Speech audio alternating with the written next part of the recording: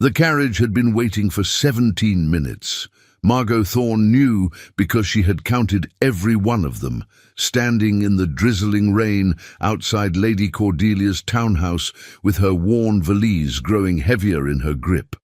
The hired carriage she'd scraped together funds to rent for the afternoon sat motionless in the middle of Brook Street, blocking the narrow lane while its occupant remained inside, apparently unconcerned that the entire thoroughfare had ground to a halt behind him.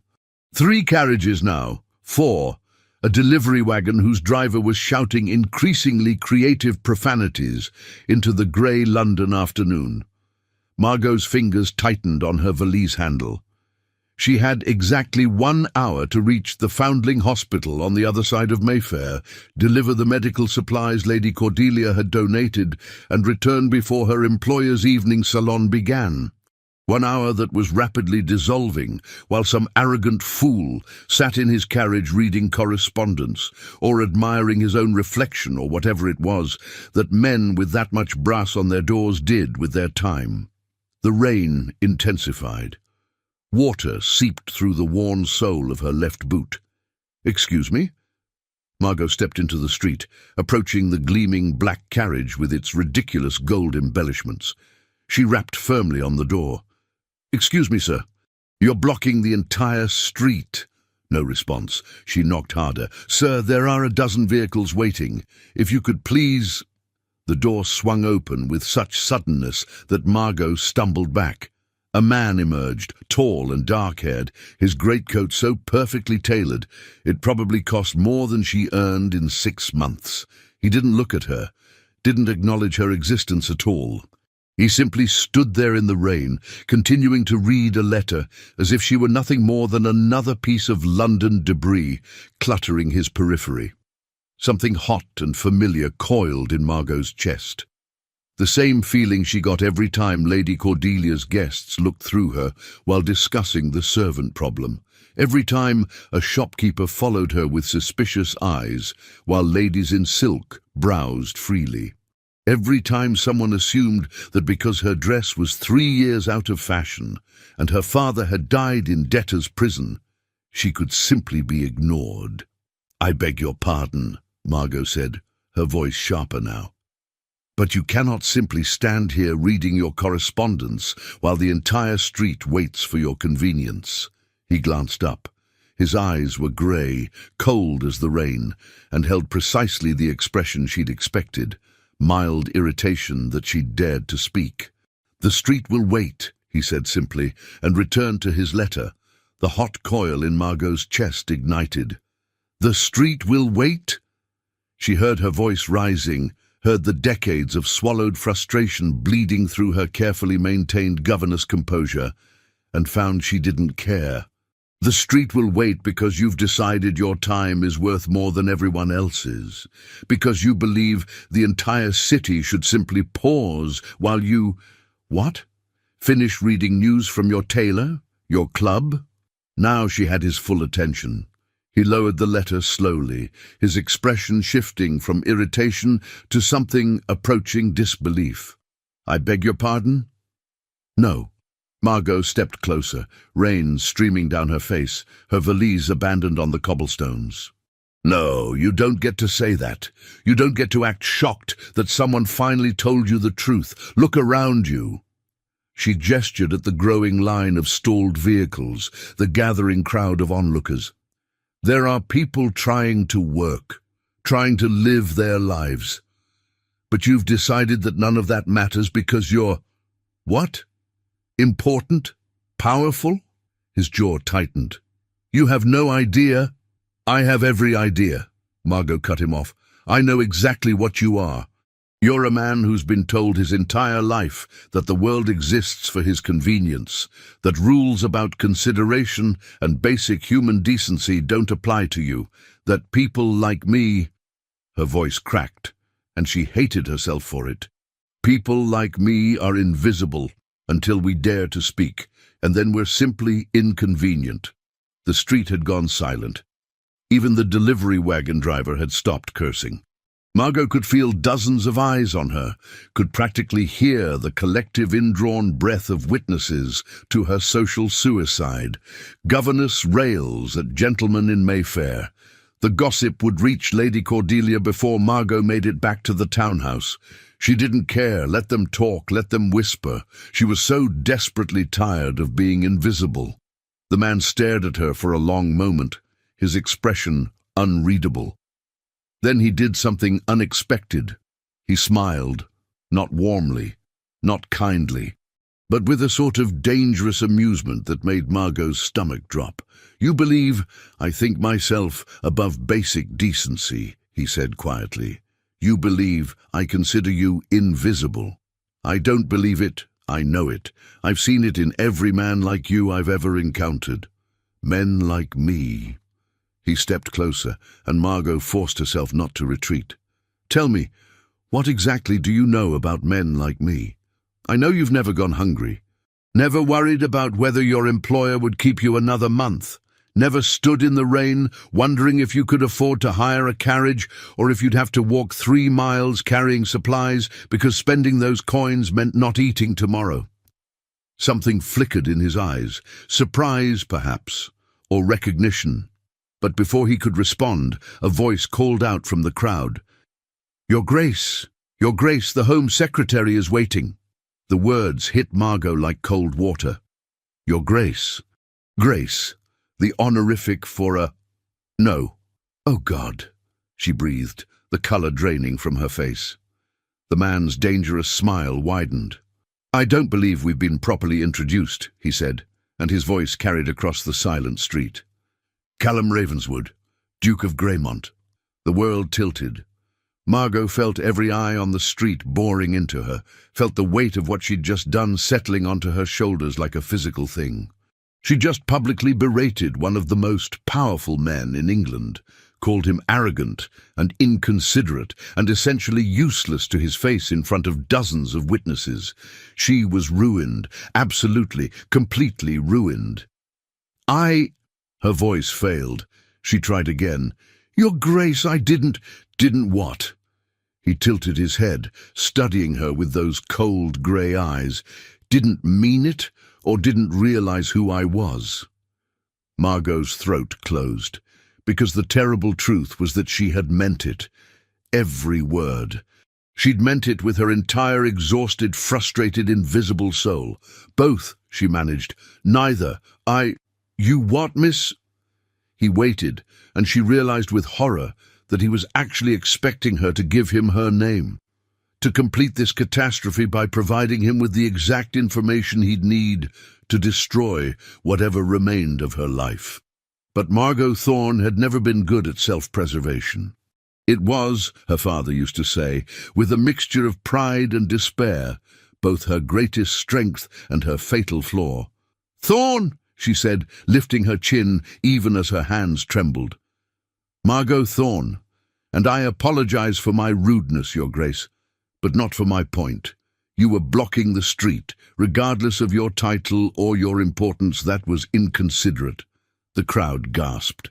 Someone laughed nervously. The Duke of Greymont simply stared at her, as if she were a puzzle he couldn't quite solve. "Inconsiderate," he repeated softly. Then, to her complete bewilderment, he turned to his driver. "Move the carriage. Park it properly." The driver scrambled to obey, and within moments, the gleaming black carriage was tucked against the curb. The traffic began moving again immediately, the delivery wagon driver offering Margot a cheerful salute as he passed.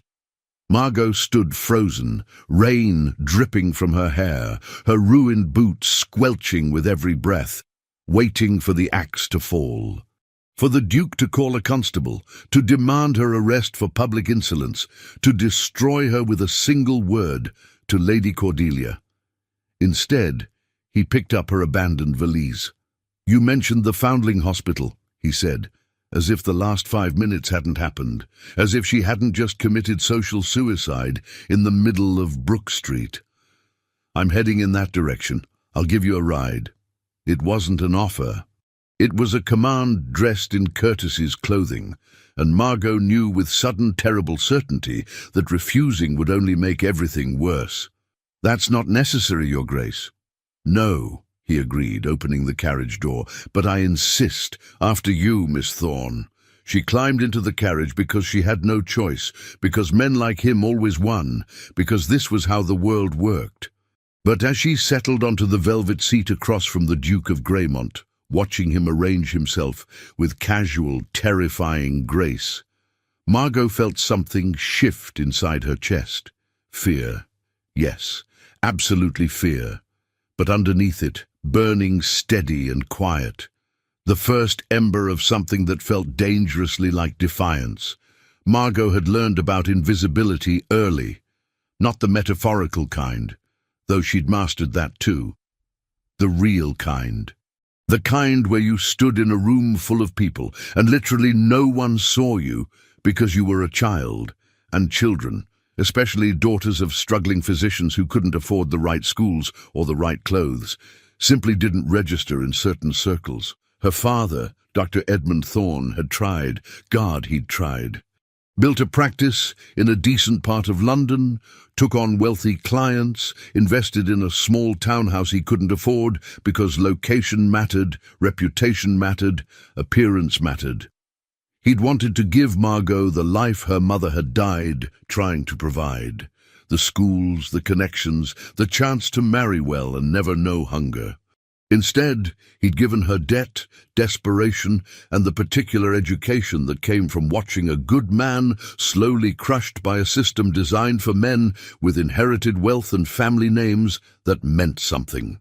When Edmund Thorne died, he left Margot exactly 3 things: a medical bag full of instruments she couldn't legally use, a head full of knowledge about anatomy and disease that no one wanted a woman to possess, and debts that swallowed the townhouse, the furniture, and any hope of a respectable future.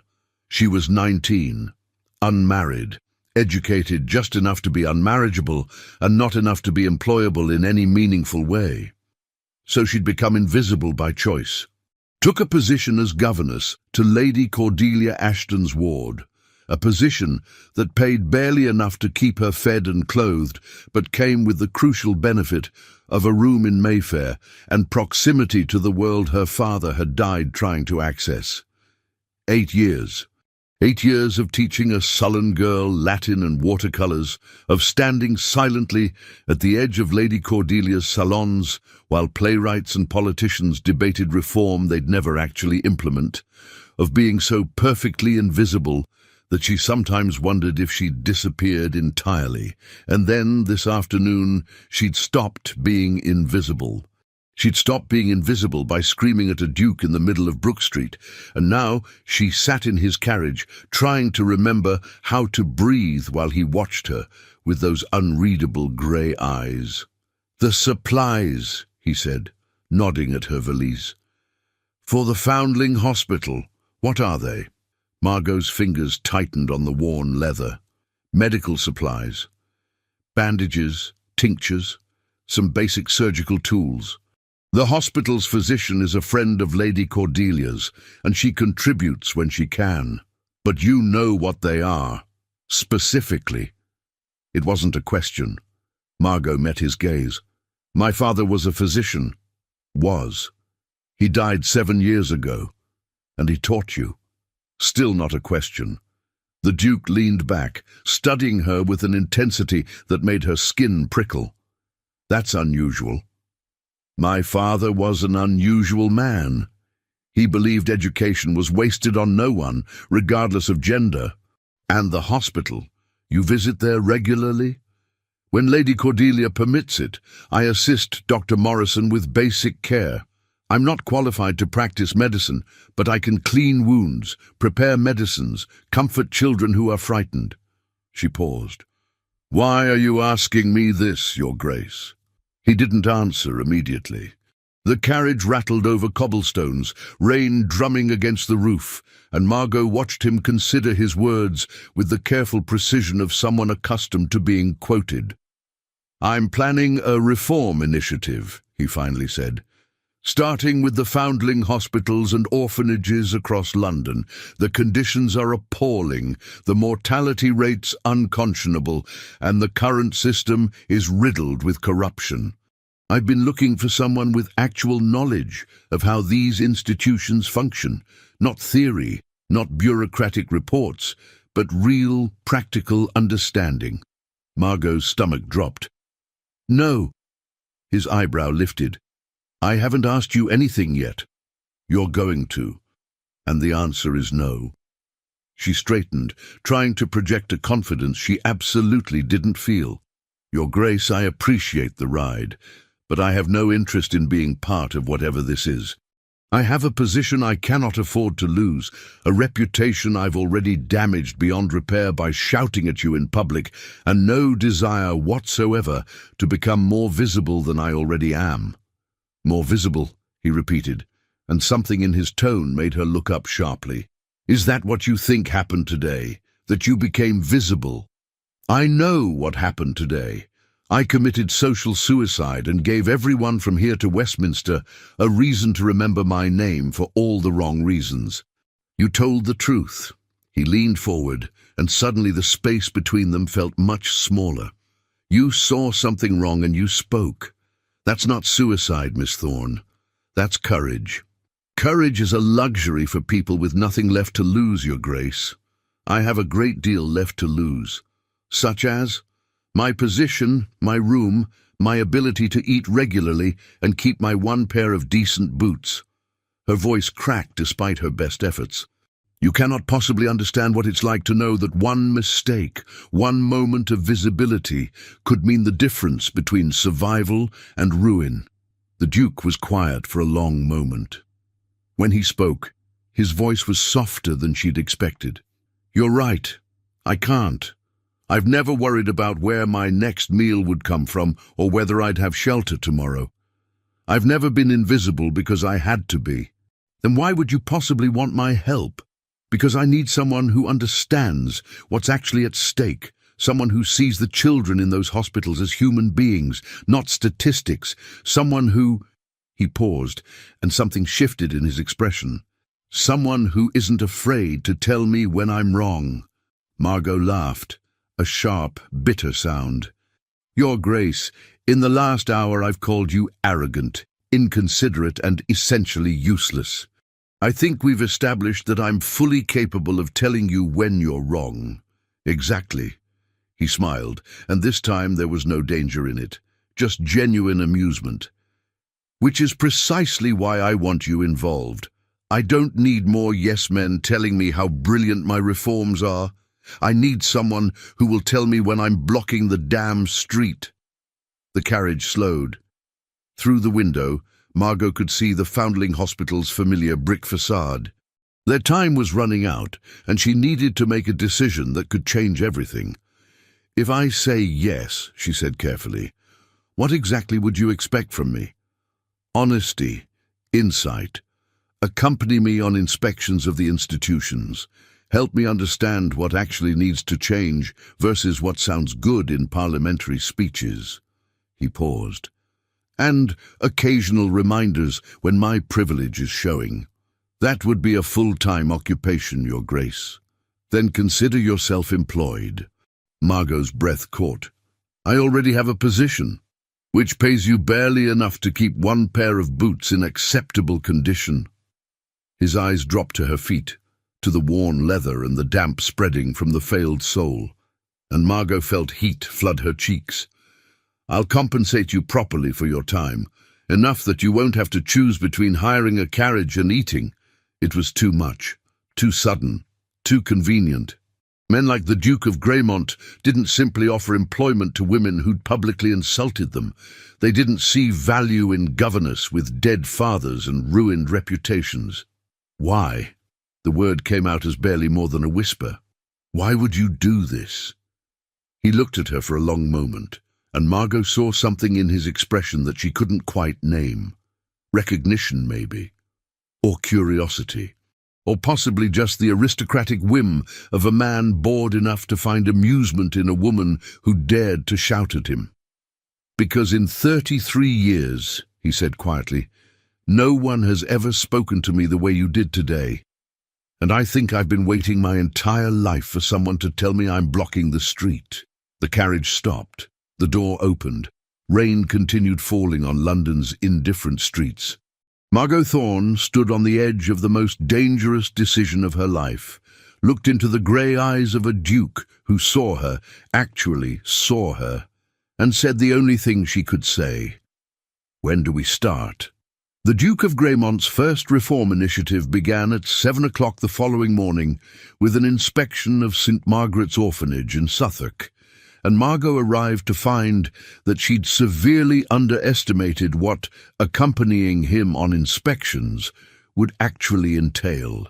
She'd expected observation, note-taking, perhaps offering quiet insights, while the Duke toured facilities with administrators who'd spent weeks preparing for his arrival. Instead, she found herself standing in a kitchen where rats nested in the flour barrels, staring at a matron who'd clearly received no advance warning whatsoever and appeared to be approximately 3 seconds away from fainting. "Your Grace," the woman stammered, dropping into a curtsy so deep she nearly toppled over. "We we didn't expect me." The Duke stepped past her into the kitchen, his boots crunching on something Margot very much hoped was spilled grain. "No, that was rather the point." He turned to Margot, and she saw that same dangerous amusement from yesterday in his eyes. "Miss Thorne, would you assess the conditions here?" Every instinct screamed at her to be diplomatic, to soften her words, to consider that this matron was probably underpaid and overworked and doing her best with insufficient resources. But then she saw the rats, saw the mold creeping up the walls, saw the water damage suggesting the roof had been leaking for months, maybe years, saw all of it and thought about the children sleeping upstairs, eating food prepared in this nightmare, getting sick from conditions that would never be tolerated in Mayfair. "It's appalling," she said flatly. "The sanitation is non-existent, the ventilation inadequate, and unless I'm mistaken, that's black mold in the corner, which means respiratory illness is probably rampant among the children." The matron made a small, wounded sound. The Duke nodded. "Show me the sleeping quarters." What followed was the most uncomfortable hour of Margot's life. They inspected dormitories where 30 children slept in a space meant for 15, examined threadbare blankets that wouldn't keep anyone warm through winter, listened to the matron's increasingly desperate explanations about budget constraints and supply delays and the difficulties of maintaining a facility of this size. Through it all, the Duke remained coldly polite.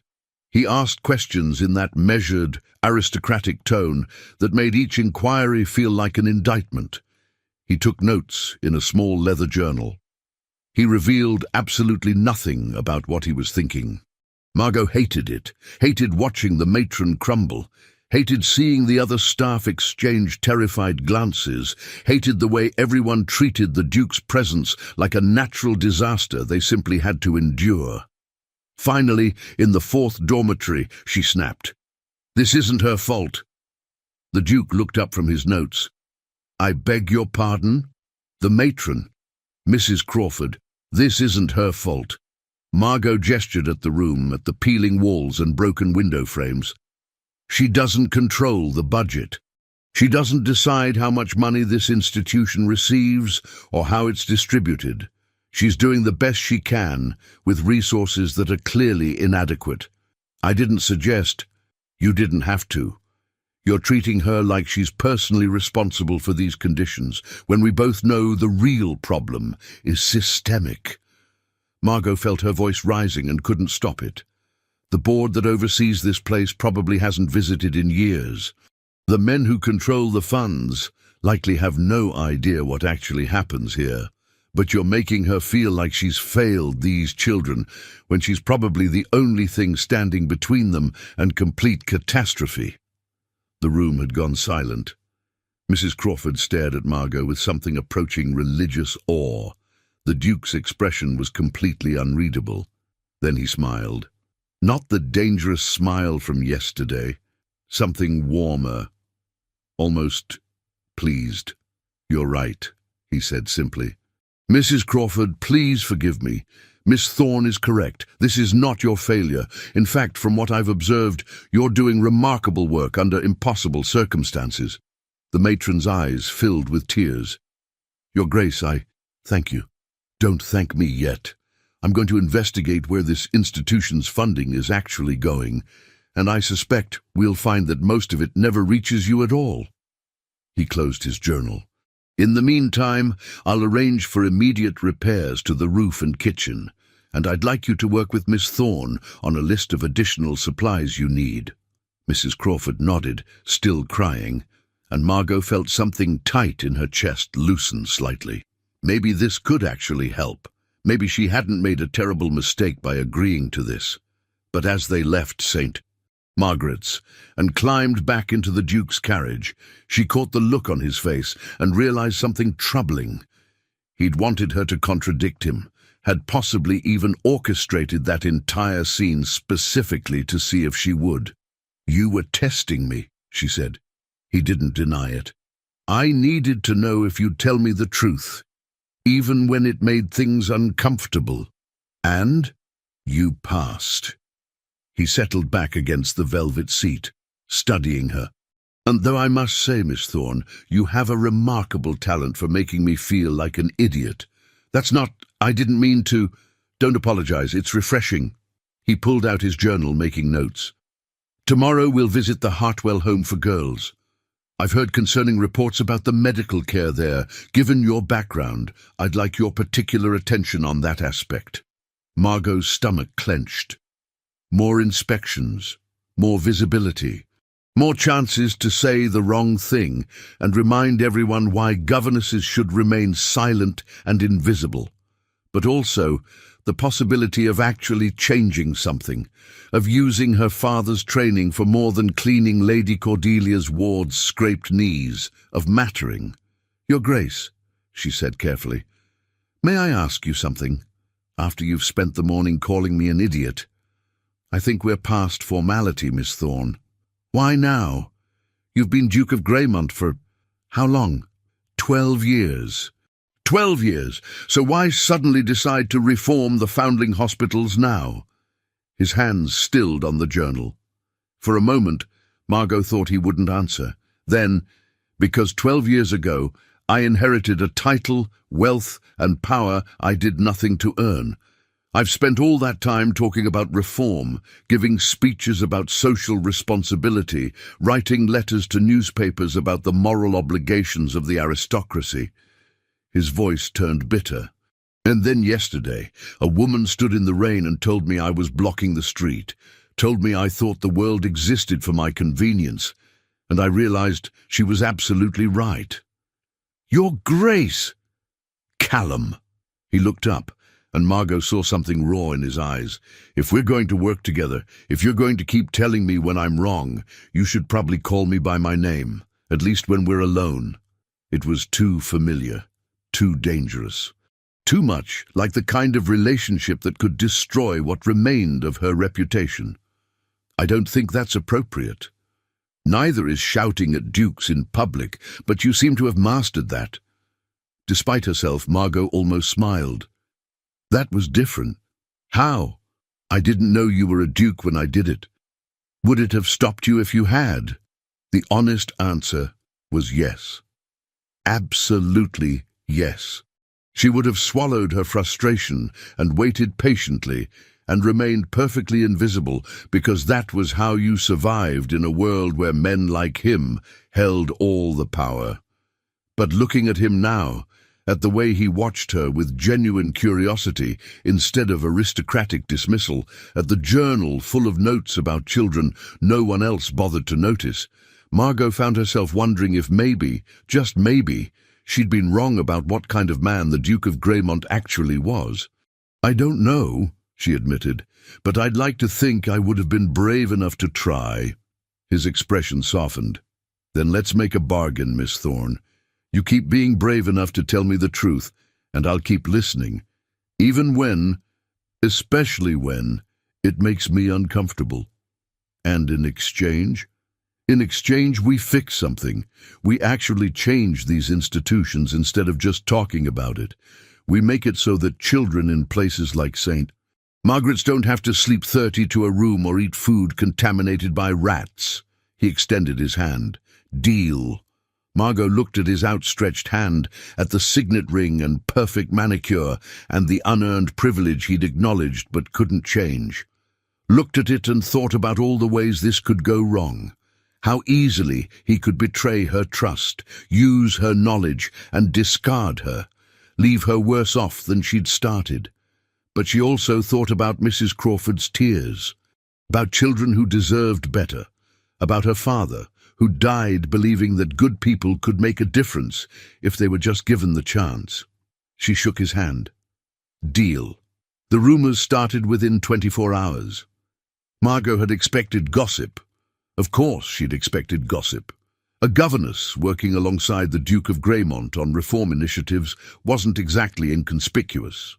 But she'd hoped the focus would be on the work itself, on the institutions they were inspecting and the changes they were trying to implement. She should have known better. Is it true? Lady Cordelia asked over breakfast 3 days after the St. Margaret's inspection, her tone carefully neutral in the way that meant she'd been fielding questions about Margot for hours.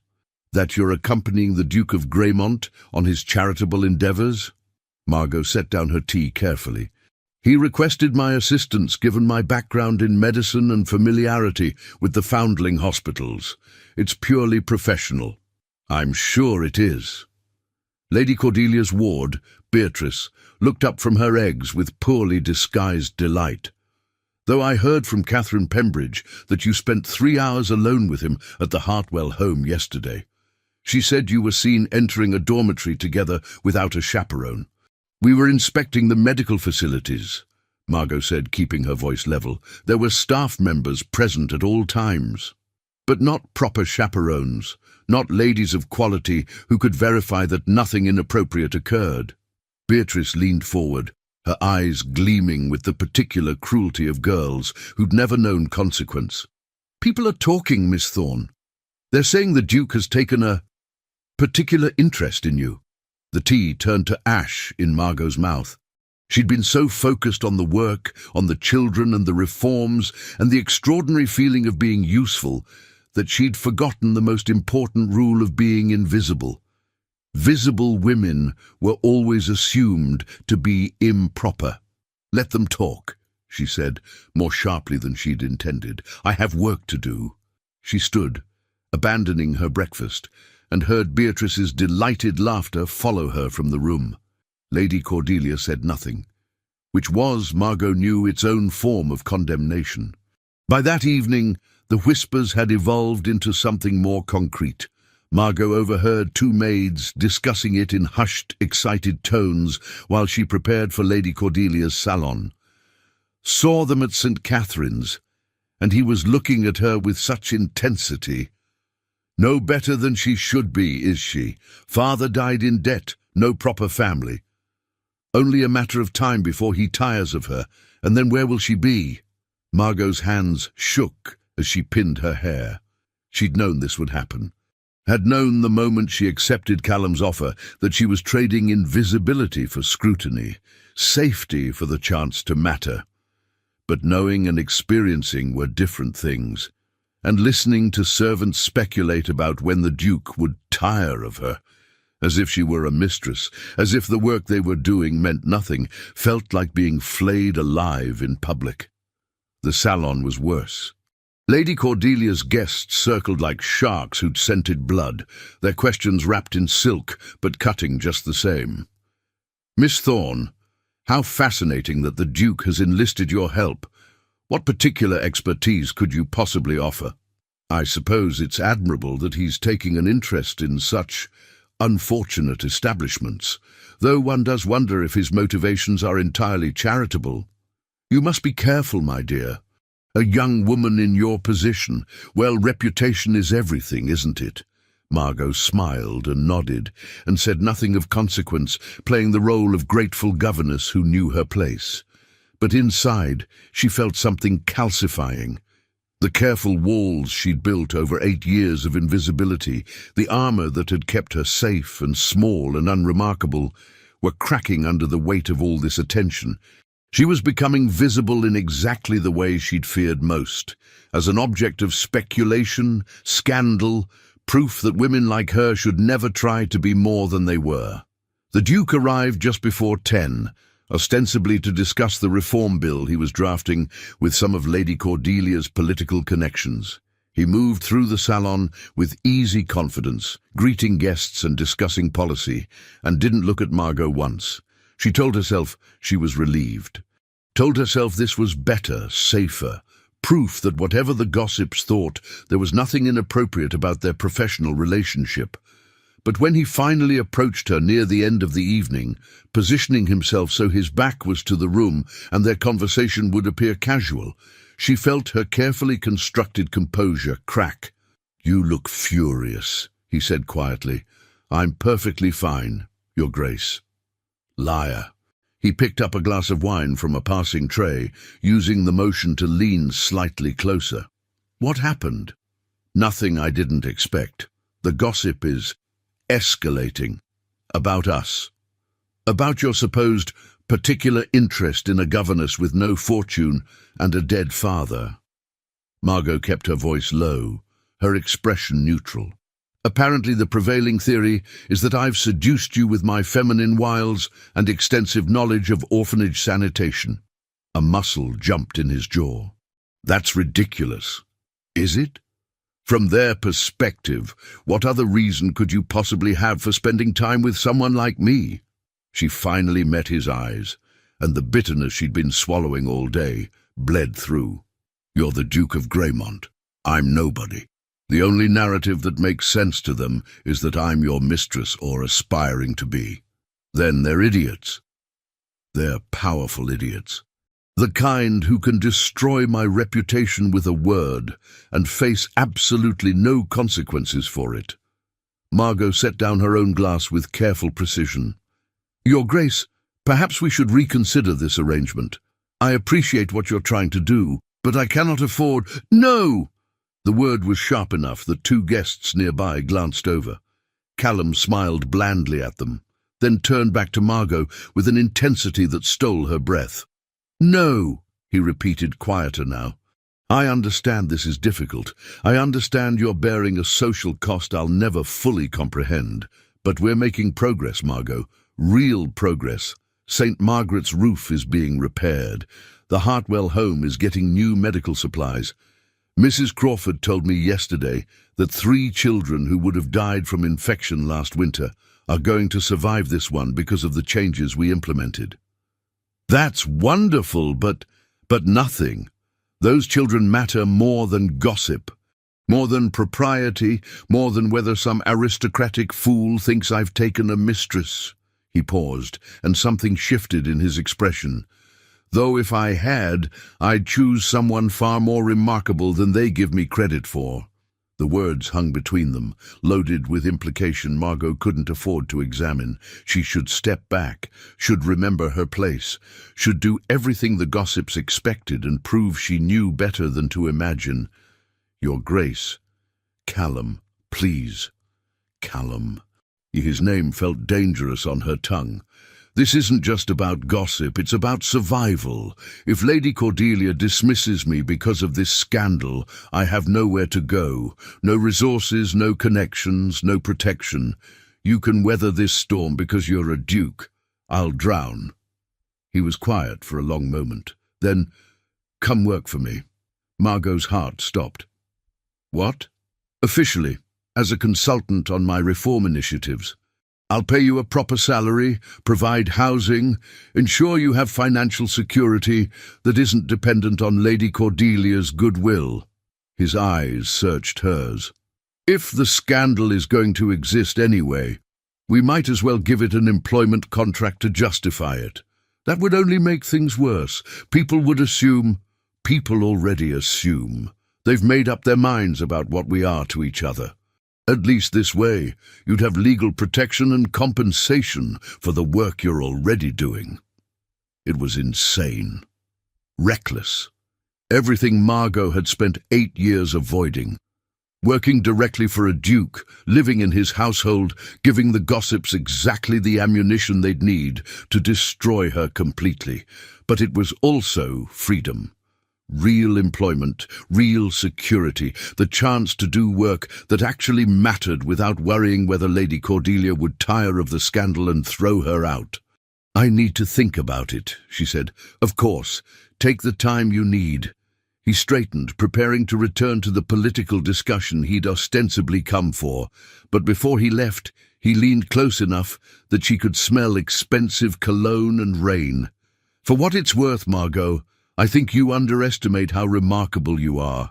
The gossips don't matter. They never have." He walked away, leaving Margot standing alone in a room full of people who thought they knew exactly what she was. And for the first time in her life, she wondered if maybe they were wrong, if maybe she was more than just invisible, more than just a survivor, more than just the sum of her father's failures and her own careful compromises. If maybe, just maybe, she could be someone worth choosing, even if it cost her everything. Margot gave her notice to Lady Cordelia the following morning. The conversation was brief and painful. Lady Cordelia accepted with tight-lipped disappointment, Beatrice with poorly concealed glee. Neither asked where she was going or what she'd do next. Neither needed to. The gossip had already filled in those blanks with lurid, inaccurate detail. She moved into a small suite of rooms in the Duke of Greymont's townhouse. Separate wing, separate entrance, 3 locks on the door, and a housekeeper who lived next door. Callum had arranged everything with meticulous care, clearly determined to provide her with every possible protection from the scandal her presence would inevitably cause. It didn't matter. The gossip evolved from speculation to certainty within days. The Duke's mistress, they called her in whispers she wasn't supposed to hear. The governess who seduced Greymont, the beautiful nobody who'd trapped a duke. That last one was particularly galling because Margot had never been beautiful. Striking, perhaps, unusual, but not beautiful in the way society valued, not soft or delicate or appropriately feminine. She had her father's sharp features and direct gaze, her mother's stubborn jaw and practical hands. She was tall and too thin, and had never mastered the art of seeming less intelligent than she was. But the gossips needed her to be beautiful because their narrative required seduction, and seduction required beauty. So beautiful she became, in story, if not in fact. Lord Percival Lennox started attending Callum's reform meetings 3 weeks after Margot officially joined the initiative. She noticed him immediately, not because he was remarkable, but because he wasn't. Medium height, pleasant features, the kind of aristocratic blandness that came from generations of acceptable breeding. He smiled often and said little, mostly agreeing with whatever Callum suggested while taking copious notes. "Who is he?" Margot asked after the first meeting, watching Lennox chat amiably with one of the orphanage administrators. "Lord Percival Lennox. Minor title, significant wealth, sits on half the charitable boards in London." Callum shuffled through papers, not looking up. "He's been helpful in navigating the bureaucracy, has connections I lack." Something about the answer felt incomplete, but Margot let it go. She had more immediate concerns, namely, the report from St. Catherine suggesting that their recent funding increase had mysteriously disappeared before reaching the institution. "Callum, look at this." She spread the documents across his desk. St. Catherine's was allocated an additional £200 last month for building repairs, but according to their matron, they never received more than 50. He frowned, scanning the paperwork. That can't be right. The disbursement was approved and processed through the board. Then someone on the board is embezzling funds. That's a serious accusation. It's a serious problem. Margot pulled out more reports, her frustration mounting. And it's not just St. Catherine's. Look, the Hartwell Home, St. Margaret's, even the Foundling Hospital. Every institution we've inspected shows the same pattern. Money allocated, money mysteriously reduced by the time it reaches them. Callum's expression darkened. "Show me everything you have." Moke. They spent the next 4 hours cross-referencing reports, tracking fund disbursements, building a case that became more damning with every document.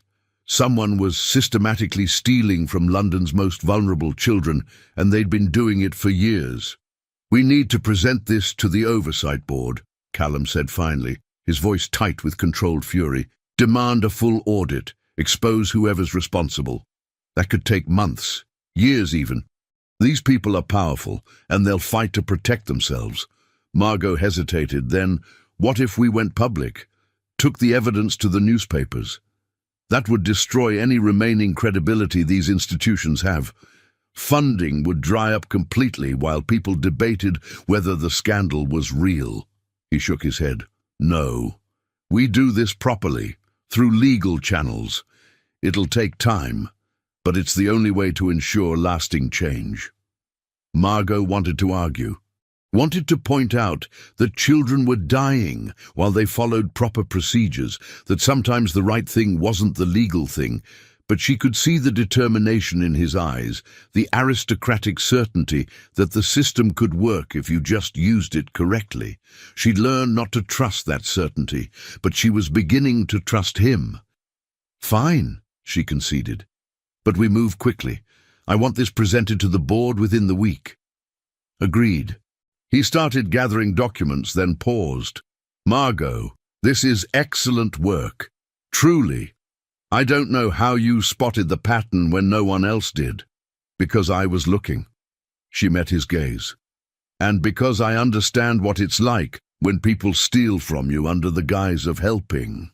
Something passed between them, recognition maybe, or the beginning of understanding. Then Callum's butler knocked to announce dinner, and the moment broke. But as Margot walked to her separate wing, her mind was already racing ahead. Embezzlement on this scale required organization, required someone with access to multiple institutions, someone trusted enough to handle funds without excessive oversight. Someone like Lord Percival Lennox, who sat on half the charitable boards in London and had only shown interest in Callum's reforms after Margot started uncovering problems. She told herself she was being paranoid. Told herself there was no evidence connecting Lennox to the missing funds, that suspecting him based solely on timing and opportunity was unfair. But that night, lying in her locked room in the Duke's townhouse, Margot couldn't shake the feeling that she'd just made a very powerful enemy, and that the real danger was only beginning. The Oversight Board meeting was scheduled for Thursday afternoon at Brooks's, because of course it was. Nothing said we care about orphaned children like hosting the discussion in a gentleman's club that explicitly excluded women. Margot wasn't invited, wasn't even mentioned in the official meeting notes, but Callum promised to present their evidence thoroughly, to demand a full investigation, to ensure that whoever was stealing from these institutions faced consequences. She tried to believe him, tried to trust that his aristocratic certainty wasn't just naivete wrapped in privilege, tried not to pace her rooms like a caged animal, while he faced down some of London's most powerful men with accusations of corruption and theft. She lasted approximately 40 minutes before giving up and going to the kitchens to help cook prepare dinner. At least kneading bread gave her hands something to do besides clench. "You're going to murder that dough," Cook observed, watching Margot attack the helpless mixture with unnecessary violence. "It's already dead. I'm just making sure." "Uh-huh. And this has nothing to do with His Grace being at that board meeting right now?" Margot kneaded harder. "I don't know what you're talking about." "Sure you don't. Just like you don't know that half of London is calling you his mistress, and the other half is taking bets on when he'll marry you or ruin you, whichever comes first." "Cook, I'm just saying, girl, you're playing a dangerous game. Men like His Grace, they mean well, but they don't understand what it costs someone like you to be visible, to matter." Cook's expression softened. "I've been in service 40 years. I've seen what happens to women who believe powerful men when they say they'll protect them." The bread dough tore under Margot's hands. She stared at it, at the ruined mixture that would never rise properly now, and felt something cold settle in her stomach. He's not like that. Maybe not, but the world is. And the world doesn't care about your intentions or his promises. It only cares about appearances. Cook took the dough away gently, started fresh. "Just be careful, Miss Thorne. That's all I'm saying." Margot left the kitchen with Cook's warning echoing in her head. She'd been so focused on the work, on helping children and exposing corruption and being useful, that she'd forgotten the most important lesson her father's death had taught her. Good intentions didn't protect you when the powerful decided you were expendable. Callum returned just after 7, and Margot knew immediately that something had gone wrong. He moved differently, stiffly, like someone carrying an invisible wound, and his expression was carefully blank in the way that meant he was furious but couldn't show it. "What happened?" she asked. "They dismissed it, said the evidence was inconclusive, the accusations too serious to pursue without absolute proof."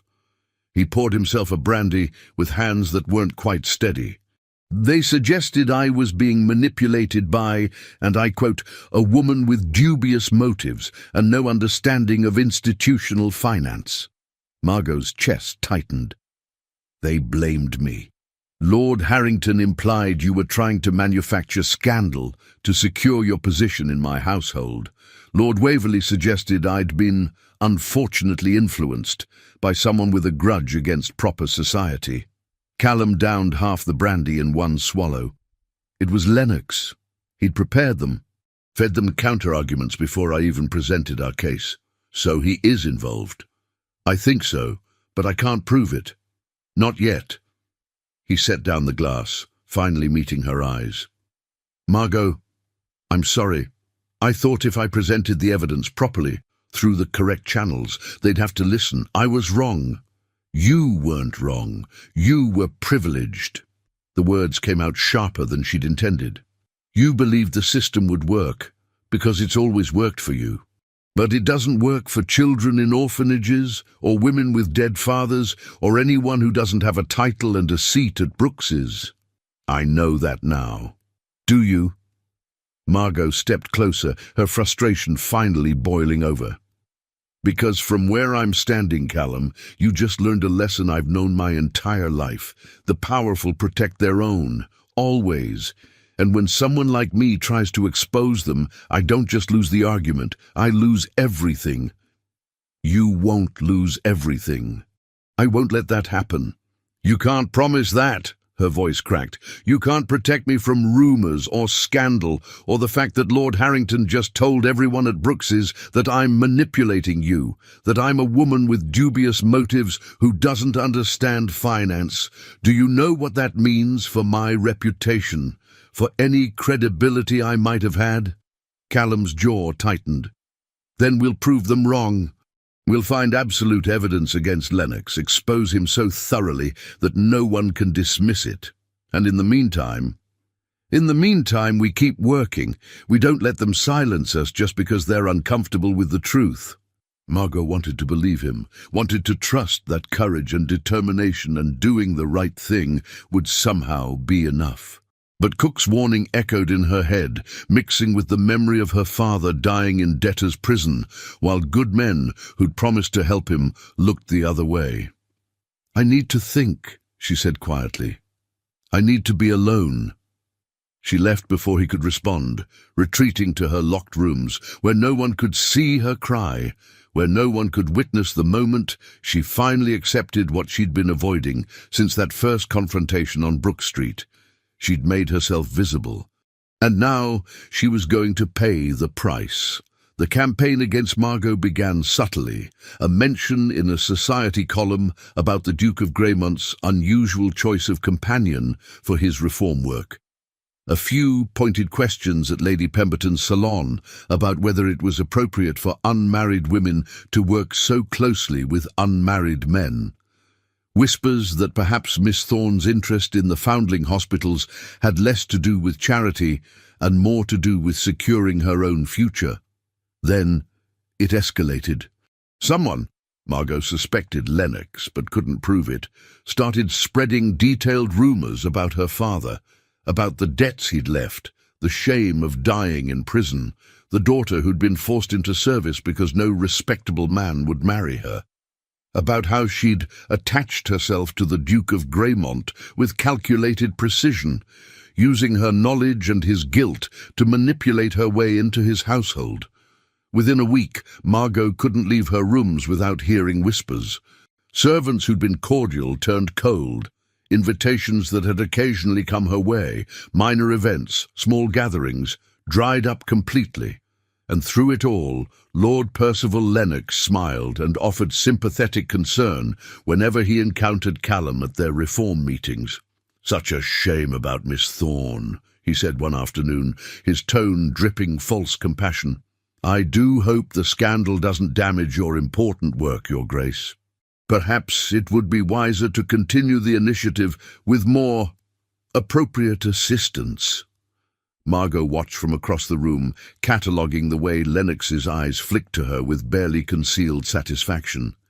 He wanted her gone, needed her gone.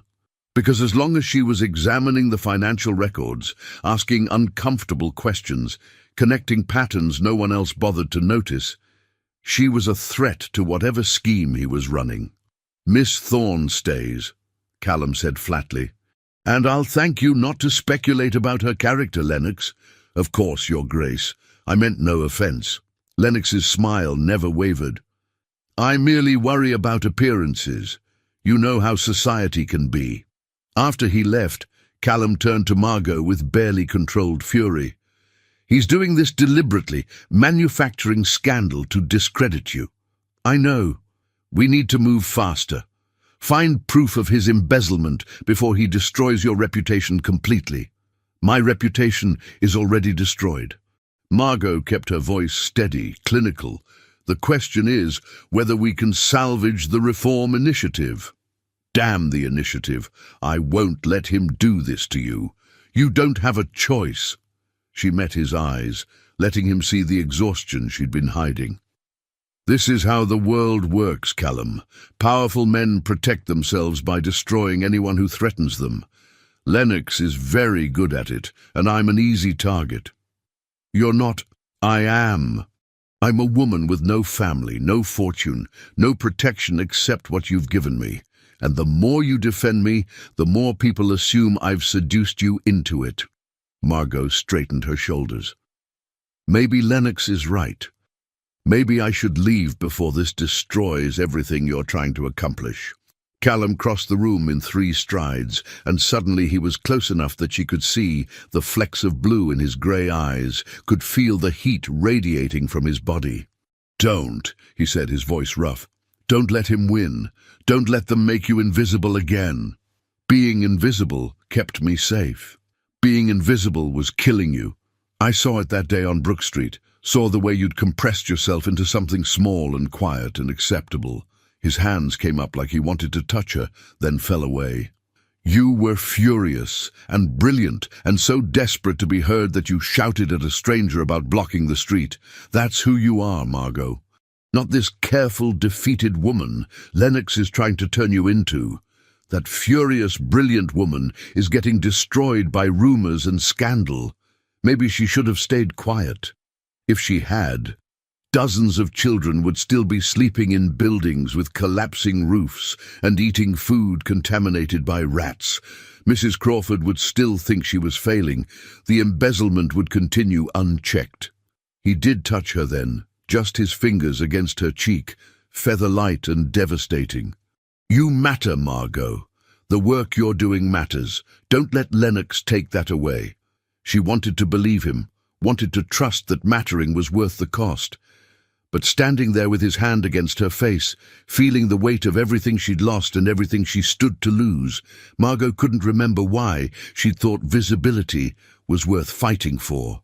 "I need air," she whispered, pulling back. "I need to think." She fled to the garden before he could respond, before she could do something catastrophically stupid, like lean into his touch or believe that a duke could actually protect a woman like her from the machinery of social destruction. The garden was small, but carefully maintained, a pocket of green in the middle of Mayfair's stone and smoke. Margot sank onto a bench, letting the autumn chill seep through her dress, trying to remember how to breathe. She'd been so foolish. So desperately, impossibly foolish. She'd thought that doing good work would be enough, that exposing corruption and helping children would somehow shield her from the consequences of being visible. But the world didn't work that way. It never had. "Miss Thorne?" Margot looked up to find a young maid hovering nearby, her expression uncertain. "Yes? There's a woman at the servants' entrance asking for you. Says her name is Mrs. Crawford from St. Margaret's." Margot's heart lifted. "Send her in, please." Mrs. Crawford appeared moments later, looking uncomfortable and determined in equal measure. "Miss Thorne, forgive the intrusion, but I heard the rumors. The things people are saying about you. I'm sure you have." Margot tried to smile. "You needn't worry. It won't affect the reforms we've implemented." "That's not—" Mrs. Crawford sat down beside her, uninvited and unexpected. "That's not why I came. I came because those rumors are lies, and I won't stand by while people destroy a good woman for having the courage to help." Margot's throat tightened. "Mrs. Crawford, you saved lives, Miss Thorne. 3 children who would have died last winter are alive because you noticed the roof was leaking and insisted on repairs, because you examined our medical supplies and realized half of them were spoiled, because you cared enough to look past the paperwork and see the actual children." Mrs. Crawford's eyes were fierce. "So I don't care what Lord, whoever he is, says about your character. I know your character. I've seen it." "That's kind of you, but society doesn't care about the opinions of orphanage matrons." "Maybe they should." Mrs. Crawford stood, brushing off her skirts. "I'm going to write letters to every institution you've helped, every matron and physician and administrator who's seen your work. We may not have titles or influence, but we have the truth. And I think that should count for something." She left before Margot could respond, leaving her alone in the garden with tears streaming down her face and something fragile blooming in her chest that felt dangerously like hope. Mrs. Crawford's letters arrived like a small miracle. Within days, testimonials from orphanage staff across London began flooding into the Duke of Greymont's household. Matrons describing Margot's dedication and expertise. Physicians praising her medical knowledge and compassionate care, administrators detailing specific improvements she'd identified and implemented. It wasn't enough to silence the scandal. Gossip had momentum that facts couldn't easily overcome. But it created counter-narrative, a story where Margot Thorne wasn't a scheming seductress, but a woman doing genuinely important work. Callum had the letters compiled into a formal document and presented to the Reform Committee. Lennox's expression when he read them was worth every moment of humiliation Margot had endured. "While these testimonials are heartwarming," Lennox said carefully, "they don't address the fundamental impropriety of Miss Thorne's position in your household, Your Grace." "What impropriety?" Callum's voice was dangerously calm. "She's my employee. She works for me, just as my secretary works for me. My steward works for me. My valet works for me. Unless you're suggesting that all employment relationships between men and women are inherently improper." "Of course not, but—" "Then I fail to see the problem. Miss Thorne has professional expertise I require. She provides that expertise in exchange for fair compensation. That you and others have chosen to sexualize a professional relationship says far more about your assumptions than it does about her character." The room went silent. Margot, sitting quietly in the corner, taking notes as usual, felt something shift in her chest. Callum wasn't just defending her. He was publicly rejecting the entire framework that made women like her vulnerable to scandal. Lennox's smile tightened. Your Grace, I only meant... I know what you meant, and I'm telling you definitively that Miss Thorne's employment is not subject to committee approval or societal speculation. Callum stood, his posture radiating aristocratic authority. Now, shall we discuss the actual business of this meeting? Namely, the significant discrepancies in institutional funding that Miss Thorne has documented? He spent the next hour systematically presenting the evidence of embezzlement, forcing the committee to examine specific financial records, demanding explanations for funds that had mysteriously vanished between allocation and disbursement. Lennox tried to deflect, to minimize, to suggest the discrepancies were merely administrative errors. But with each excuse, Callum produced another document, another pattern, another piece of evidence that made coincidence increasingly impossible to believe. By the meeting's end, the committee had reluctantly agreed to commission an independent audit of all orphanage funding for the past 5 years. It wasn't the immediate justice Margot craved, but it was progress, real, tangible progress that Lennox couldn't simply dismiss. As the committee members filed out, Lennox paused beside Margot's chair. "You've made a powerful enemy, Miss Thorne," he said quietly, his pleasant mask slipping just enough to reveal the cold fury beneath. "I hope the Duke's protection is worth what it will cost you." "Is that a threat, Lord Lennox?" "Simply an observation." His smile returned, sharp as a blade. "Powerful protectors can be fickle, and women in your position have so very far to fall." He left before she could respond, but his words echoed in Margot's head for hours afterward. Because he was right. She'd made an enemy who controlled significant wealth and influence, who sat on boards and committees across London, who could destroy her with a word to the right people, and her only protection was Callum's willingness to defend her, which, as Lennox had so helpfully pointed out, could evaporate at any moment. That night, unable to sleep, Margot sat in her rooms, reviewing financial documents by candlelight. There had to be something concrete linking Lennox to the embezzlement, something undeniable that would... A knock at her door. Soft, hesitant. Margot opened it to find Callum standing in the hallway, still dressed despite the late hour. "I saw your light," he said. "You should be sleeping." "So should you." "I can't. Keep thinking about what Lennox said to you after the meeting." His eyes searched hers. "What did he say?" "Nothing important." "Margot." She sighed, stepping back to let him into her sitting room. "He warned me that powerful protectors can be fickle, that I have far to fall." She tried to smile. "Standard intimidation tactics. Nothing I can't handle." "I'm not fickle." Callum moved closer, his expression intense in the candlelight. "And I'm not going to abandon you to Lennox's revenge. Whatever happens, whatever he tries to do, you're not facing it alone. You can't promise that. I can, and I am." He reached for her hand, and this time she didn't pull away. "Margot, I need you to understand something. This stopped being just about reform work weeks ago. Stop being professional the moment you told me I was blocking the street and looked at me like you could see straight through every carefully constructed layer of aristocratic politeness to the person underneath." Her heart hammered against her ribs. "Callum, let me finish, please."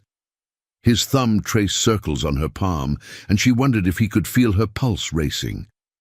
"I've spent 33 years surrounded by people who tell me what I want to hear, who see the title and the wealth and treat me like I'm somehow more valuable than everyone else. You see me. Just me. The man who blocks streets and makes mistakes and needs to be told when he's wrong. That's not... I don't... You do. And it terrifies me how much I've come to depend on it. On you." He lifted her hand, pressed it against his chest where she could feel his heart beating just as fast as hers. "So when Lennox threatens you, he's not just threatening my employee or my reform initiative. He's threatening the person who makes me want to be better than I am." Margot couldn't breathe. Couldn't think past the feeling of his heart under her palm and the way he was looking at her like she was something precious instead of scandalous. "This is dangerous," she managed. "If people knew you felt this way, let them know. Let them talk. I don't care anymore." His free hand came up to cup her face, and Margot's eyes fluttered closed. "I'm tired of pretending this is just professional. Tired of watching you suffer for helping me while I hide behind propriety and worry about appearances. Callum, if you—" Her voice broke. "Society will destroy me. Completely. I'll be ruined beyond any hope of recovery. Then I'll ruin myself with you." He leaned closer, his forehead resting against hers. "I'll make sure everyone knows that you're not my mistress or my social climbing employee. That you're the woman I—" He stopped, pulled back just enough to meet her eyes. And Margot saw her own terrified hope reflected in his gaze. "The woman you what?" she whispered. "The woman I'm falling in love with." The words hung between them, impossible and devastating and more real than anything Margot had felt in years. She should pull away, should tell him this was madness, that love didn't protect women like her from the machinery of social destruction. Instead, she kissed him. It was brief, chaste, nothing like the passionate embraces she'd read about in novels. Just her lips against his, her hands still pressed to his racing heart, his breath catching with surprise and wonder. When she pulled back, his eyes were dark, with something that made her stomach flip. "Margot, don't!" She stepped away, putting necessary distance between them. "Don't say anything else. Not tonight. I need to think, to process what this means. What it means is that I love you, that I choose you, regardless of scandal or reputation or what Lennox threatens." His voice was steady, certain. "What it means is that you're not alone anymore." "I've always been alone, Callum, even when I didn't want to be." Margot wrapped her arms around herself. "Everyone I've ever depended on has either died or abandoned me when it became inconvenient to care. My father, my mother, every person who promised to help after Papa died and then vanished when they realized I came with debt and scandal. I'm not them. You're a duke. You can afford to love me right up until it threatens something you actually value. Your political career, your social standing, your reforms. The moment loving me costs you something real, you'll choose the thing that matters more." Tears burned behind her eyes. "And I'll be left with nothing again." Callum's expression shattered. "You honestly believe I'd do that to you? I believe people do what they have to do to survive. And you've never had to choose between love and survival." She forced herself to meet his gaze. "Please go. Please let me think about this without you here, making me want things I can't afford to want." For a moment, she thought he'd argue, thought he'd push back with more declarations and promises she desperately wanted to believe. Instead, he simply nodded. "I'll go. But Margot, the offer stands. Everything I said tonight stands, whether you believe it or not." He left, closing the door softly behind him, and Margot sank onto her bed with tears streaming down her face, because she wanted to believe him, wanted to trust that love could be enough, that a duke could choose a nobody governess and face down society's judgment without flinching. But she'd learned too young and too harshly that wanting something didn't make it real, and loving someone didn't mean they'd stay when the world demanded they leave. The audit results arrived 3 weeks later, and they were damning. Over £70,000 had been systematically embezzled from London's foundling hospitals over the past 5 years. The money had been funneled through a complex network of shell companies and false contracts, all designed to hide the theft while maintaining the appearance of proper fund distribution. And every single false contract traced back to companies owned by Lord Percival Lennox. Callum presented the findings to the Reform Committee with barely controlled fury. "Gentlemen, we are looking at evidence of sustained, deliberate theft from some of London's most vulnerable children. The audit is thorough and conclusive. I'm calling for immediate legal action against Lord Lennox." The committee shifted uncomfortably. Lord Harrington cleared his throat. "Your Grace, these are serious accusations. Lord Lennox is a respected member of society. Lord Lennox is a thief who's been stealing from orphans." Callum's voice cut like ice. "The evidence is here. It's irrefutable. Unless you're suggesting we ignore documented financial crimes because the criminal has a title. Of course not, but we must be careful. Accusations of this nature can destroy reputations. Good. His reputation should be destroyed, along with his freedom." Callum gathered the audit documents. "I'm taking this to the magistrate today. Whether the committee supports legal action or not is irrelevant. The evidence speaks for itself." He turned to leave, then paused. "And gentlemen, when this becomes public, and it will become public, I suggest you prepare explanations for why it took a governess with dubious motives to notice what you all somehow missed for years. I'm certain the newspapers will be very interested in that particular detail." Margot waited outside the committee room, her stomach churning. She'd reviewed the audit results a dozen times, knew the evidence was solid. But she also knew that powerful men facing exposure could be desperate, dangerous. Callum emerged looking grimly satisfied. "It's done. I'm meeting with the magistrate in an hour. Lennox will know by then. Someone on the committee will warn him. Let them. He can't run fast enough to escape this." Callum's hand found hers, squeezed gently. "We did it, Margot. We actually did it." She wanted to share his triumph, wanted to believe this was over, that justice would prevail, that exposing Lennox would be enough. But the cold weight in her stomach suggested otherwise. They discovered why that evening.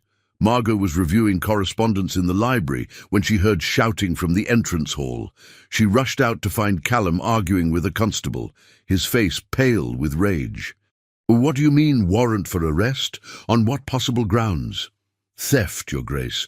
Lord Lennox has filed a complaint stating that Miss Margot Thorne stole confidential financial documents from his office and falsified evidence to frame him for embezzlement." The constable looked deeply uncomfortable. "I'm required to take her into custody pending investigation." The world tilted. Margot gripped the doorframe to keep from falling. "That's not... I never..." Of course she didn't. Callum stepped between her and the constable. "This is retaliation. Lord Lennox is trying to discredit the audit by accusing the person who discovered his crimes." "That may be, Your Grace, but I have a warrant signed by a magistrate. I have to execute it." "Which magistrate?" "Sir Bernard Wickham." Callum's expression turned murderous. "Wickham is Lennox's cousin. This entire thing is a farce designed to... Your Grace, I don't make the laws. I just enforce them." The constable looked at Margot with genuine sympathy. "Miss, I need you to come with me. She's not going anywhere without legal representation." Callum was already moving toward his study. "I'm sending for my solicitor immediately. Margot stays here until he arrives." "I can't allow that, Your Grace. The warrant can wait another hour while I ensure Miss Thorne has proper legal counsel." "Unless you're suggesting that accused persons don't deserve representation." The constable hesitated, clearly weighing the politics of arresting someone under the Duke of Greymont's protection against his legal obligation to execute the warrant. Margot made the decision for him. "It's all right," she said quietly, stepping forward. "I'll go. Callum, don't make this worse by interfering with a legal warrant." "Margot, no." "Yes." She met his eyes, letting him see the exhausted resignation she felt. "This is what Lennox does. He destroys people who threaten him by turning their own evidence against them. Fighting the constable won't help, but having your solicitor meet me at the magistrate's office might." She could see him wanting to argue, to use his title and influence to protect her from this newest horror. But they both knew that would only feed the narrative Lennox was constructing, the Duke so besotted with his mistress that he'd obstruct justice to save her. "Send for your solicitor," she repeated. "I'll be fine." It was a lie. They both knew it. But Callum nodded tightly and let the constable escort her from his house while servants whispered and witnesses gathered. The Duke's mistress, arrested for theft. The governess who'd seduced Greymont, finally exposed. The woman who dared to challenge Lord Lennox, learning the cost of ambition. Margot heard the whispers even as the constable helped her into the carriage with unexpected gentleness. Heard them and felt the last fragile threads of her reputation shredding completely. She'd wanted visibility, wanted to matter. Be careful what you wish for, her father used to say, because visibility, it turned out, just meant there were more people watching when you fell. The magistrate's office was exactly as grim as Margot expected. Sir Bernard Wickham sat behind an enormous desk, his expression a careful blend of sympathy and severity that didn't quite hide his satisfaction. Lennox stood to the side, playing the wounded party with practiced skill. "Miss Thorne," Wickham began, "you stand accused of theft of confidential documents and falsification of evidence. Lord Lennox alleges that you gained unauthorized access to his private office and stole financial records, which you then altered to implicate him in embezzlement. How do you plead?" "Not guilty." Margot kept her voice steady, despite the fear clawing at her throat. "I never entered Lord Lennox's office. All documents I reviewed were provided through official channels as part of the Duke of Greymont's reform initiative. And yet Lord Lennox has testimony from his staff placing you at his residence 3 weeks ago." "That's impossible. I've never been to Lord Lennox's residence." Lennox stepped forward, his expression sorrowful. "Miss Thorne, I understand you feel backed into a corner, but lying will only make this worse. My housekeeper clearly recalls admitting a woman matching your description who claimed to be delivering correspondence from the Duke. Then your housekeeper is mistaken or lying." Margot met his eyes, letting him see that she knew exactly what he was doing. "You've fabricated this entire accusation because the audit exposed your embezzlement." "Miss Thorne," Wickham's voice sharpened, "you will address Lord Lennox with proper respect." "Why? He's a thief who's stolen from orphaned children. He deserves no respect." The door burst open. Callum strode in with a distinguished older gentleman Margot recognized as London's most expensive solicitor. "Sir Bernard, I apologize for the interruption, but I must protest this proceeding." Callum's voice carried aristocratic authority that made even Wickham straighten.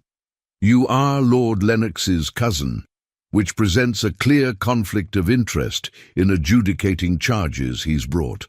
The family connection is distant and doesn't impact my ability to fairly evaluate, doesn't it? Because it seems remarkably convenient that the very day I present evidence of Lord Lennox's embezzlement to a magistrate, he files charges against my associate with you, his cousin, and obtains a warrant within hours." Wickham's face reddened. "Your Grace, I resent the implication." "I'm not implying anything. I'm stating facts." Callum placed a document on the desk. "This is a formal complaint requesting your recusal due to conflict of interest. I've also requested that the Lord Chancellor review both the embezzlement evidence and these theft charges simultaneously." Margot saw Lennox's mask slip for just a moment, saw the flash of panic before he smoothed it away, because involving the Lord Chancellor meant taking this beyond London's interconnected web of favours and family connections. Meant subjecting everything to scrutiny that even someone as well-connected as Lennox couldn't easily manipulate. "That's unnecessary," Lennox said smoothly. "If Miss Thorne is innocent, as she claims, a simple investigation will clear her. There's no need to involve. There's every need." Callum's solicitor spoke for the first time, his voice dry as old paper. "My client's reputation has been damaged by these accusations. We insist on the most thorough and impartial investigation possible, unless Lord Lennox has some reason to fear additional scrutiny. The trap was beautifully laid. If Lennox backed down, he'd appear to be hiding something. If he pushed forward, he'd risk the Lord Chancellor discovering the extent of his embezzlement." Wickham looked between Callum and Lennox, clearly weighing competing loyalties. Finally, very well. I'll recuse myself and refer both matters to the Lord Chancellor's office. Miss Thorne will be released on her own recognizance pending investigation. Absolutely not. Lennox's pleasant mask shattered completely. She's a flight risk. She should be held. On what grounds? The solicitor raised an eyebrow. Miss Thorne is employed by the Duke of Greymont and resides in his household. She has no means to flee London, even if she wanted to.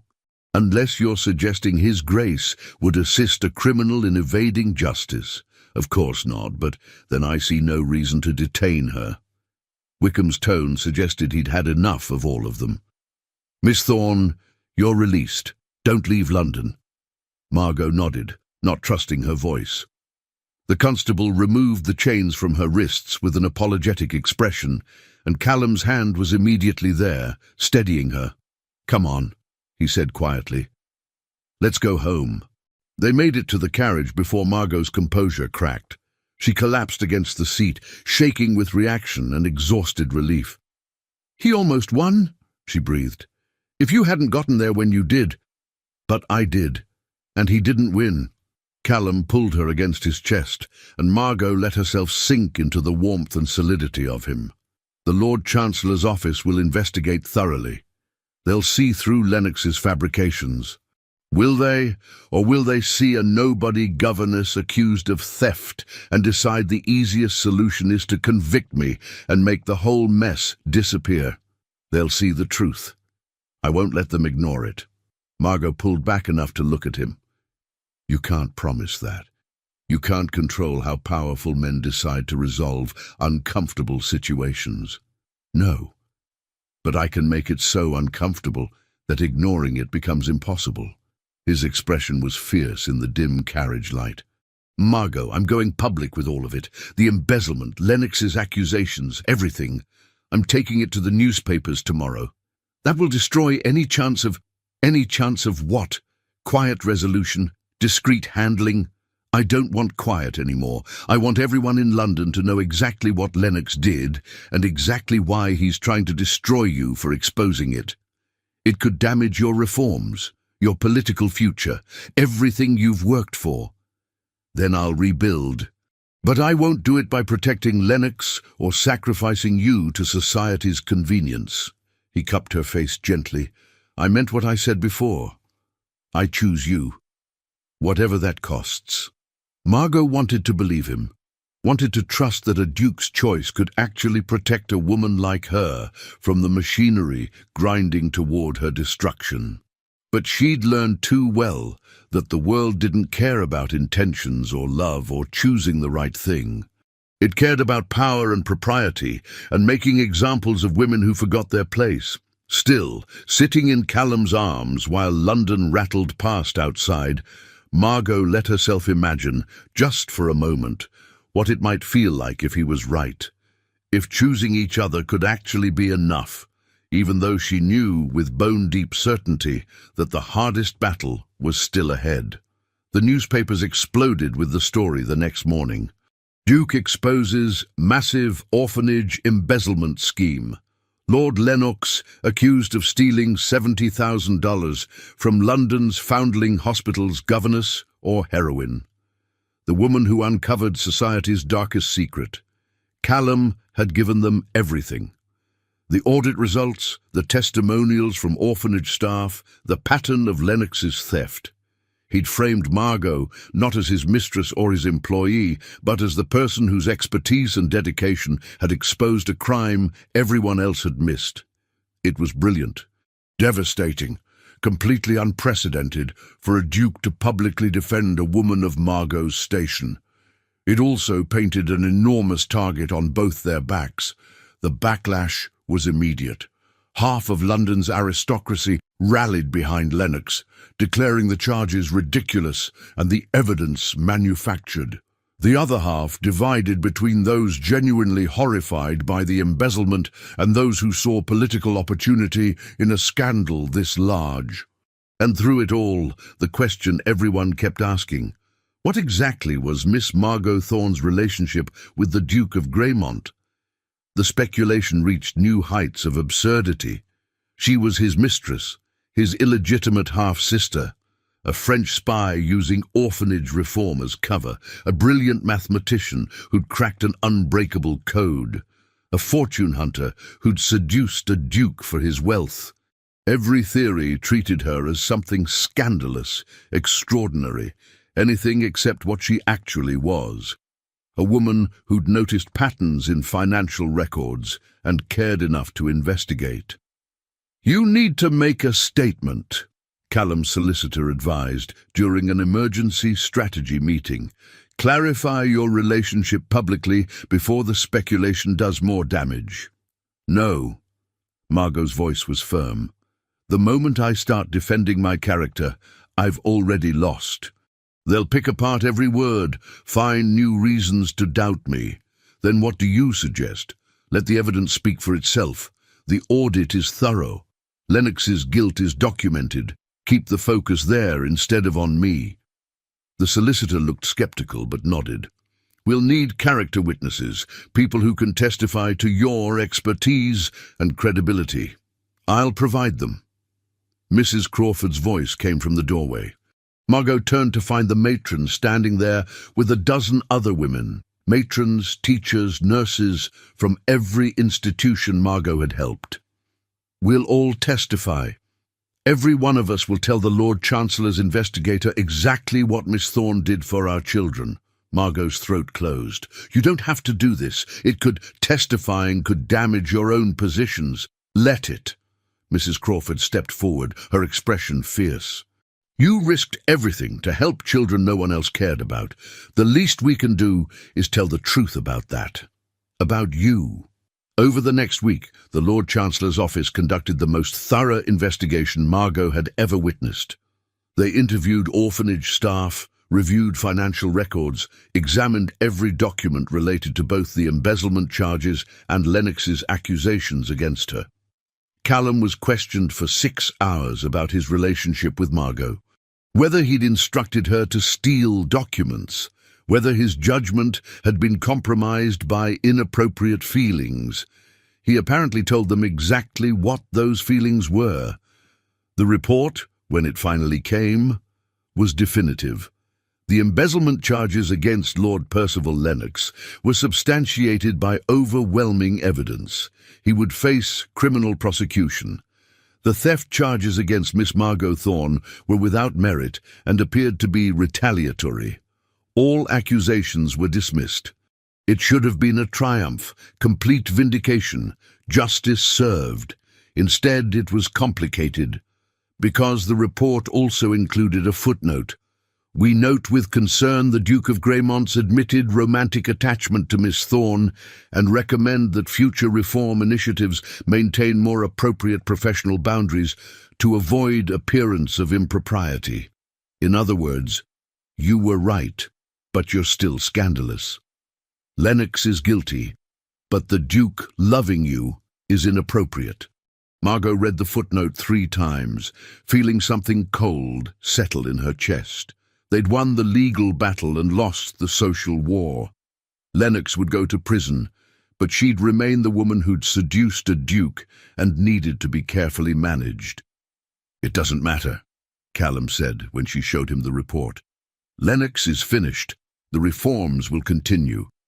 And what the Lord Chancellor thinks about my romantic attachments is, frankly, none of his concern."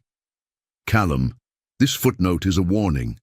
They're saying your political credibility is damaged by your association with me.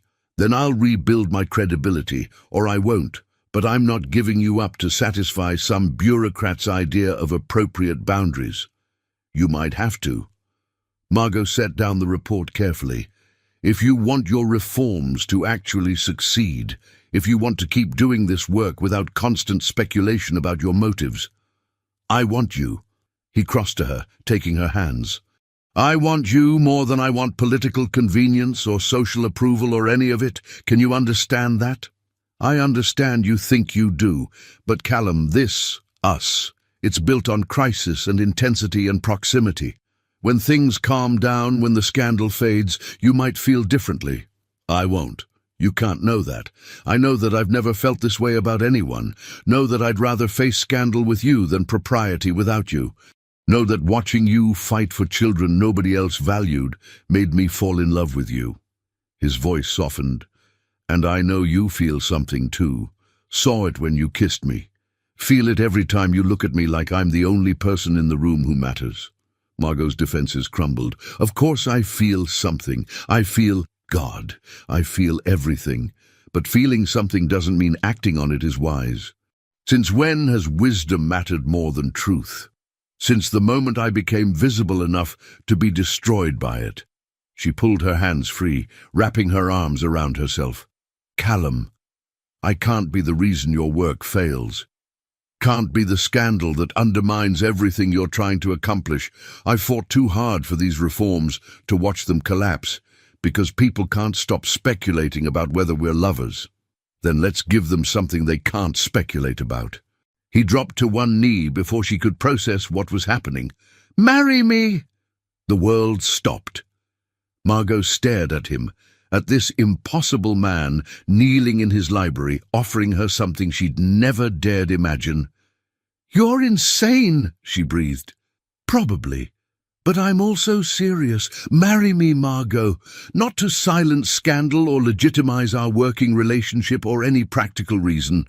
Marry me because I love you, and I want to spend my life with someone who'll tell me when I'm blocking the street. You're a duke. You're supposed to marry, I don't know, a duke's daughter or an heiress or someone appropriate. I'd rather marry someone inappropriate who makes me want to be better." His eyes searched hers. "Say yes. Please say yes." Margot wanted to. Wanted it with every fiber of her being. But she also saw the future stretching ahead, the whispers, the speculation, the constant questions about whether she'd trapped him or seduced him, or manipulated her way into a position she didn't deserve. "If I say yes," she said slowly, "the scandal gets worse. People will say I planned this from the beginning, that I manufactured the entire orphanage investigation to secure a proposal. Let them. Your political allies will abandon you. Your reforms might stall. Everything you've worked for could—" "Margot," he stood, framing her face with his hands. "Listen to me. The work matters, the reforms matter, but you matter more. You will always matter more. And if I have to choose between social approval and you, I choose you, every single time." She was crying now, hot tears sliding down her cheeks while he looked at her like she was the answer to a question he'd been asking his whole life. "I'm terrified," she whispered. "So am I. But I'd rather be terrified with you than safe without you." It was the most foolish, reckless, impossible thing she'd ever considered. Marrying a duke, becoming a duchess, making herself permanently visible in a world that wanted women like her to disappear. But Margot Thorne had stopped being sensible the moment she'd shouted at a stranger about blocking the street, had stopped protecting herself the moment she'd agreed to help with reforms that would make her a target. Maybe it was time to stop being afraid and start being brave. "Yes," she said, and watched his face transform with joy. "Yes, I'll marry you, even though you're completely insane, and this will probably destroy both our reputations." He kissed her then. Not chaste, not careful, but with the kind of passion that made her forget every reason this was a terrible idea. Made her forget the whispers and the warnings and the certainty that the world would punish them for choosing each other. When they finally broke apart, both breathless, Callum rested his forehead against hers. "Thank you," he murmured, "for being brave enough to say yes. Thank you for being foolish enough to ask." They stood there in the library while London carried on outside, two people who'd chosen each other despite every reason not to, who'd decided that love and truth and doing right mattered more than propriety or safety or all the careful compromises that kept you invisible. It wouldn't be easy. Margot knew that. The scandal would intensify. People would question their marriage. Some of Callum's political allies might desert him. But they'd also saved dozens of children, exposed massive corruption, changed policies that would protect vulnerable people for years to come. And they'd done it together. Whatever came next, at least they'd face it together. That had to count for something. The wedding was scheduled for 6 weeks later, which gave London society exactly enough time to lose their collective minds. The Duke of Greymont marrying a governess. Unprecedented, scandalous, either the most romantic gesture of the century or proof that Miss Thorne had indeed trapped him. Margot tried to ignore the speculation, focusing instead on the continued investigation into Lennox's embezzlement. The trial was set for early December, and the prosecutors wanted her testimony about discovering the financial irregularities. "You'll be brilliant," Callum assured her the night before her court appearance. "Just tell the truth exactly as you experienced it. And if the defense tries to suggest I'm biased, that I manipulated evidence to benefit you, then you tell them that evidence doesn't manipulate. Numbers either add up or they don't. And Lennox's numbers definitively don't." He was right. The next morning, standing in the witness box while Lennox's expensive barrister tried to discredit her, Margot kept her answers simple and factual. Yes, she'd reviewed the financial records. Yes, she'd noticed the discrepancies. Yes, she'd brought them to the Duke's attention because that was her job. "And isn't it convenient, Miss Thorne, that these discoveries led to your engagement to the Duke?" The barrister's tone dripped skepticism. "I don't see what's convenient about having my character questioned by someone defending a man who stole from orphaned children," Margot replied calmly. "The financial evidence is documented and independently verified. Whether I marry the Duke or not doesn't change the fact that Lord Lennox embezzled £70,000, the gallery murmured. The barrister tried a few more angles, but Margot simply kept redirecting to the evidence, to the numbers that told their own damning story. When Mrs. Crawford testified later that day, her voice shaking but determined, describing how children had suffered because funds meant for them had disappeared, even the most skeptical observers looked uncomfortable. The trial lasted 3 days. The verdict took the jury less than 2 hours, guilty on all counts. Lord Percival Lennox was sentenced to 15 years in prison and ordered to repay the full £70,000 plus damages. It was justice, real, tangible justice. The kind that didn't usually happen when powerful men committed crimes. Margot stood in the courtroom gallery next to Callum, watching Lennox being led away, and felt something hard and bitter inside her chest finally begin to dissolve. They'd done it. Despite the scandal and the threats and everyone telling them it was impossible, they'd actually held a powerful man accountable for harming vulnerable people. "How does it feel?" Callum murmured. "Like we won. Finally won. We did." He squeezed her hand. "And now we get to keep winning, keep reforming these institutions, helping these children, making sure what Lennox did never happens again. As Duke and Duchess, as partners, which is what we've always been." That evening, Callum hosted a dinner for all the orphanage staff who testified. Hook prepared an enormous meal, and the Duke of Greymont's formal dining room filled with matrons and nurses and teachers who'd probably never imagined being invited to an aristocratic table. Mrs. Crawford gave an impromptu toast. "To Miss Thorne, soon to be Her Grace, who saw us when no one else bothered to look, who fought for children who couldn't fight for themselves, who proved that courage matters more than courtesy and truth matters more than titles." Margot's eyes burned with tears. "I couldn't have done any of this without all of you. You're the ones who do the real work day after day, with insufficient resources and no recognition. I just noticed what you'd been trying to tell people for years." "You noticed," Mrs. Crawford agreed, "and then you acted. That's what made the difference." Later, after the guests had left and the house had quieted, Margot found herself in the garden where Mrs. Crawford had first come to defend her. Where she'd first started believing that visibility might be worth the cost, Callum joined her on the bench, wrapping his coat around her shoulders against the autumn chill. "Nervous about the wedding?" he asked. "Terrified, not of marrying you, but of everything else. The scrutiny, the expectations, becoming a duchess when I barely managed being a governess. You were an excellent governess. I was invisible, which made it easy." She leaned against him. "Callum, what if I'm terrible at this?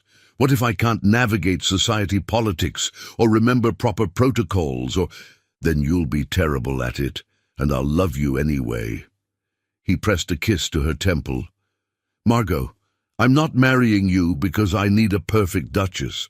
I'm marrying you because you make me want to be better than I am, because you see the world's injustices and refuse to accept them, because you blocked my carriage that day instead of staying silent." "I didn't block your carriage. You blocked the street." "Exactly, and you told me so, in front of everyone. That's who you are.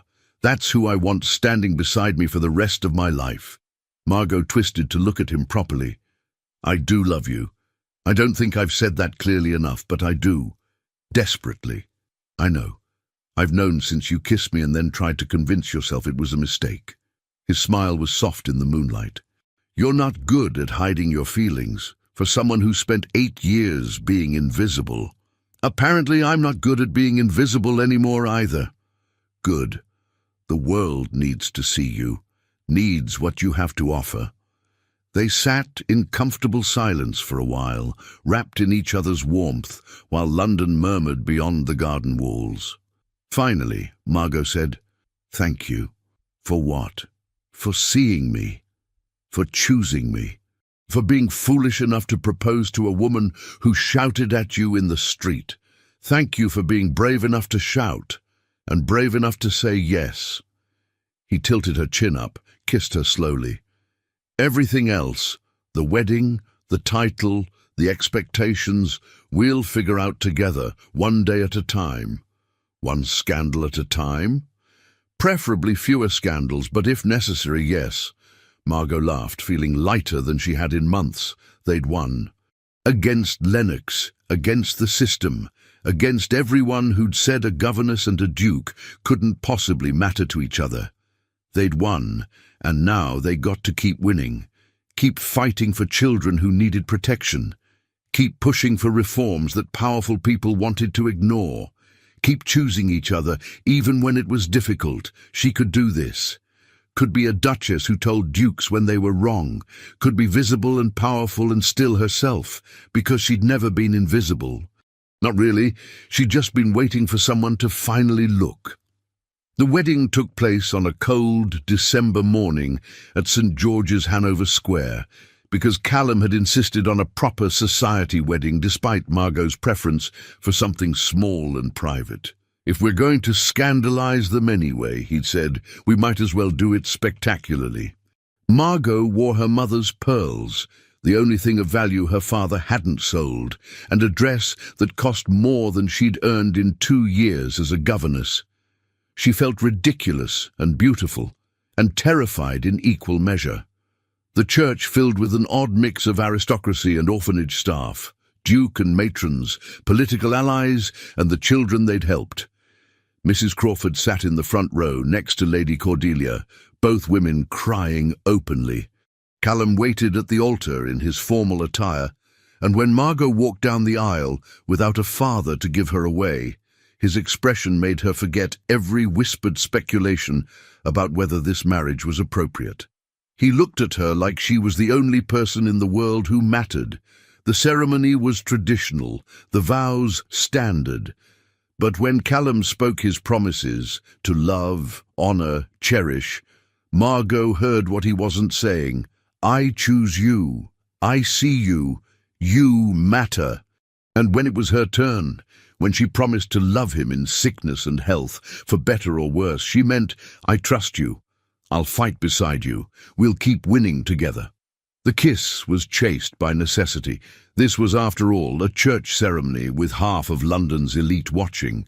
But Callum's hand trembled slightly against her cheek, and Margot knew he felt the same overwhelming mixture of joy and terror and absolute certainty. They were married, a duke and a former governess. The most scandalous match of the season. The reception afterward was elegant chaos. Aristocrats who'd questioned the marriage found themselves seated next to orphanage staff who'd testified at Lennox's trial. Politicians debated reform policies with nurses who'd implemented them. The usual rigid social boundaries blurred into something messier and more real. Mrs. Crawford cornered Margot during dinner. "Your Grace," she said, testing out the title with obvious delight. "I have a question about the new medical protocols we're implementing at St. Margaret's." And just like that, Margot stopped being a bride and became a partner in reform again. Spent the next hour discussing sanitation improvements and supply chains while her new husband charmed aristocratic donors into funding orphanage expansions. It wasn't romantic, wasn't the fairy tale wedding night society probably expected. It was perfect. Later, much later, when the guests had finally departed and they were alone in Callum's, their rooms, he pulled her close and murmured, "Still terrified?" "Absolutely. You?" "Completely." He kissed her forehead, her cheeks, finally her lips. "But also happier than I've ever been. Is that strange?" "If it is, we're both strange together." They stayed up talking until dawn, wrapped in each other and the extraordinary reality of what they'd done. Married, chosen each other publicly, irrevocably, in front of everyone who'd said it was impossible. "What happens now?" Margot asked as pale light began filtering through the windows. "Now we keep working, keep reforming institutions, helping children, driving the powerful people insane with our inconvenient questions." Callum's smile was sleepy and content. "And we do it together, as Duke and Duchess, as partners. Some people will never accept it. Never accept me.